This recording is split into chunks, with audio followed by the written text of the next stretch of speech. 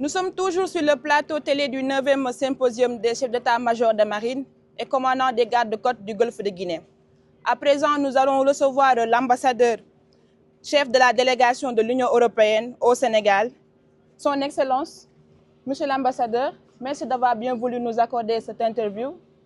L'Union européenne est un partenaire de ce symposium et un soutien majeur de l'architecture Yaoundé. Quels sont les grands axes de la coopération sécuritaire maritime européenne dans le Golfe de Guinée? Merci beaucoup pour votre invitation et pour votre question. La question de la sécurité maritime est essentielle pour l'Afrique comme pour l'Europe. Il s'agit de pouvoir assurer la liberté du commerce, il s'agit de pouvoir faire bénéficier les pays riverains du Golfe de Guinée notamment de l'économie bleue.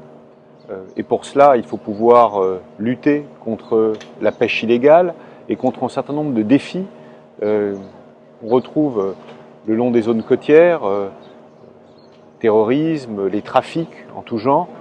Et pour cela, il faut assurer une sécurité de ces zones, mais aussi une sécurité des infrastructures critiques. Vous savez qu'il y a de plus en plus de câbles sous-marins le long des côtes pour pouvoir renforcer la connectivité et donc la croissance économique de ces pays riverains.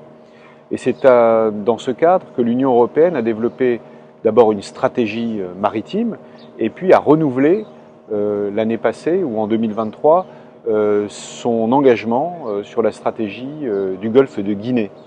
Alors, notre appui sur la stratégie de Yaoundé, qui est une stratégie, une architecture africaine, ça vise à soutenir cette architecture africaine. On vient en soutien de cette architecture africaine.